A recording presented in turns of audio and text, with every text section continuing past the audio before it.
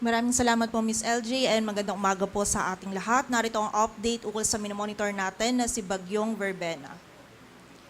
Patuloy pa rin po nitong binabaybay yung karagatan patungo dito sa area ng Caraga Region. Huli pong namataan yung sentro nito sa layong 205 kilometers east-southeast ng Surigao City, Surigao del Norte. Taglay pa rin ito yung lakas ng hangin na 45 kilometers per hour malapit sa sentro at pagbugso na umaabot sa 55 kilometers per hour. Pakanluran po yung pagkilos nito sa bilis na 15 kilometers per hour and may kita natin dito sa ating satellite animation na bagamat yung sentro nito ay nandito pa sa karagatan, yung rain bands po nito ay nakaka-apekto na sa malaking bahagi ng Visayas, maging sa areas din ng Mindanao at sa may southern portion ng Southern Luzon. So expect po natin ngayon maging bukas makakaranas po tayo ng mga malalakas na pagulan na dala ni Bagyong Verbena and meron din po mga bugso ng mga malalakas na hangin lalong-lalo na dun sa areas malapit sa center track nito. And bukod din po dito kay Bagyong Verbena, itong shear line na nakakaapekto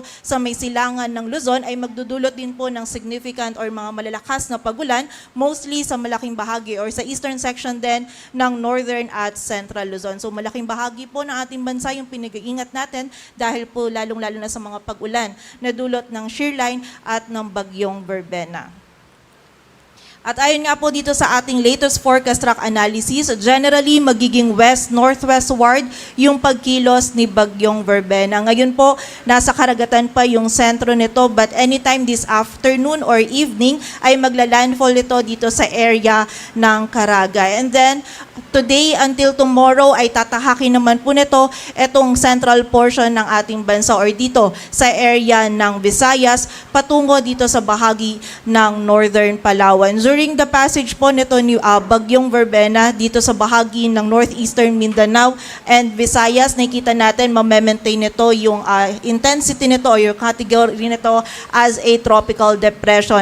And kapag po ito ay nandito na sa bahagi ng Sulu Sea or West Philippine Sea, ay mag-i-intensify po ito into a tropical storm. Again, sa ngayon po is malawak yung rain bands na dala nito ni Bagyong Verbena. So muli po expect natin yung mga pag-ulan is kailangan po nating i-highlight dito sa malaking bahagi ng Visayas, Southern Luzon and also sa area din po ng Mindanao. Kung mapapansin po natin, ikukumpara natin yung intensity naman nito kumpara sa mga nakaraan pong bagyo is hindi po ganun kalakas yung hangin na dala ni Bagyong Verbena. But kailangan pa rin po natin itong i-consider dahil depende pa rin po yung epekto nito sa vulnerability ng mga lugar. Kung saan yung hangin po na dala as a tropical depression, posible pa rin itong magdulot ng mga minimal to minor damages, lalong-lalo na doon sa mga structures natin na gawa sa light materials. Kaya pag-iingat pa rin po para sa ating mga kababayan. And then, nakita naman po natin by Wednesday morning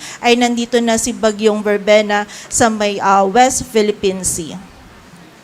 So kaugnay po ng hangin na dala nito, meron tayong nakataas na wind signal number 1 sa Occidental Mindoro, Oriental Mindoro, Romblon, northern portion ng Palawan kasama na yung Cuyo, Calamian at Cagayancillo Islands. Sa mainland Masbate, maging sa Antique, Aklan, Capiz, Iloilo, Guimaras, Negros Occidental, Negros Oriental, Siquijor, Cebu, Bohol, Samar, Eastern Samar, Biliran, Leyte, Southern Leyte, maging sa Dinagat Island, Surigao del Norte, northern portion ng Surigao del Sur, Agusan del Norte, northern portion ng Agusan del Sur at sa eastern portion ng Misamis Oriental. During the passage po nito ni Bagyong Verbena, most likely yung highest possible wind signal na ikita natin is wind signal number 1 for the area of Visayas and Mindanao. But posible po kapag nag-intensify pa ito into a tropical storm, ay mag-raise po tayo ng wind signal number 2 dito sa may northern Palawan area sa mga susunod po na issuance natin kapag natuloy or nag-intensify pa ito. And bukod po dito, makakaranas din ng mga bugso ng mga malalakas na hangin, yung bahagi po ng Luzon, Visayas, Surigao del Sur, Misamis Oriental, Misamis Occidental at Zamboanga del Norte. And magpapatuloy po yung bugso ng mga malalakas na hangin nito hanggang bukas and by Wednesday. So bukod po dun sa mga areas natin under wind signals, due to amihan yung areas din po ng Luzon, makakaranas din po sila ng mga bugso ng mga malalakas na hangin. And sa kasalukuyan naman po, ito yung as of 11 a.m. natin na nakataas ng mga heavy rainfall warnings na in-issue ng ating mga PRSD. So sa ngayon po, meron na tayong nakataas na red warning for the area of Eastern Samar, Biliran, Leyte, and Southern Leyte. Samantalang may orange warning naman po for Dinagat Islands, ilang areas ng Surigao del Sur, Cebu, Bohol, maging ilang bahagi din po ng Iloilo. And yung bahagi din po ng Negros Provinces, Siquijor, ilang bahagi ng Agusan del Norte and Agusan del Sur, maging ito ding ilang bahagi pa ng Capiz at Iloilo ay meron na din po tayo nakataas na yellow warning. Ito pong warnings na to ay ito yung sa kasalukuyan na nararanasan ng ating mga kababayan and nag-update po yung ating mga regional offices every 3 hours ukol po sa mga warning na ito.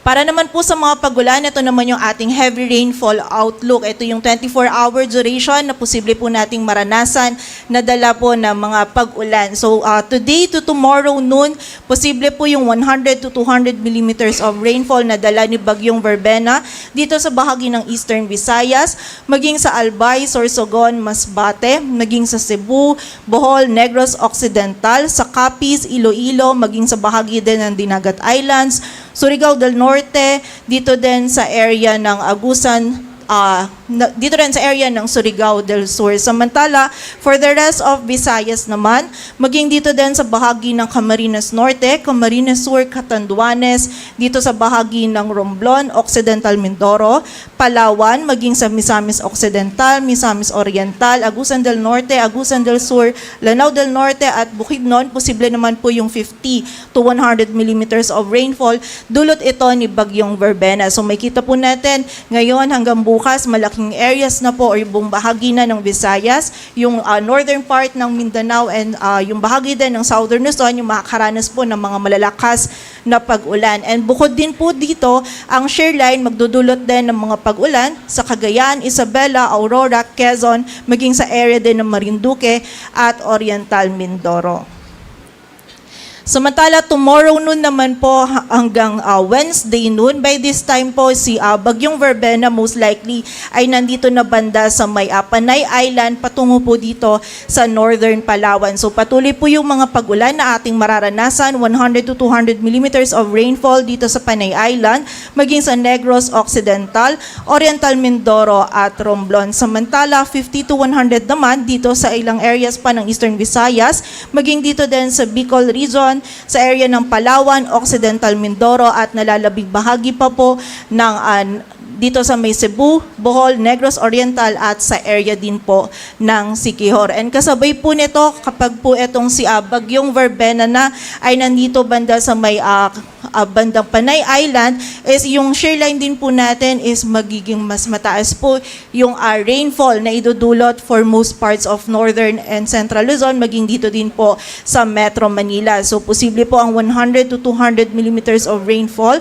sa Cagayan, Isabela, maging sa Aurora at Quezon. Samantala, 50 to 100 naman sa Apayao, Kalinga, Mountain Province, Ifugao, Nueva Vizcaya, Quirino, Nueva Ecija, Bulacan, Metro Manila, Cavite, Rizal at Laguna. So expect po natin ngayon hanggang bukas is malalakas po talaga or mataas po yung volume ng mga pag-ulan na mararanasan natin sa malaking bahagi ng ating bansa. Kaya po makipag-ugnayan po tayo sa ating mga LGU para dun sa mga aksyon na kailangan natin gawin para po sa ating kaligtasan dahil again, magiging mataas pa rin po yung banta ng mga pagbaha at pagguho ng lupa, lalong-lalo na din dun sa mga areas natin na malapit sa ilog, sapa, sa mga bulubunduking lugar kung saan mas prone po sila sa mga flash floods at landslides.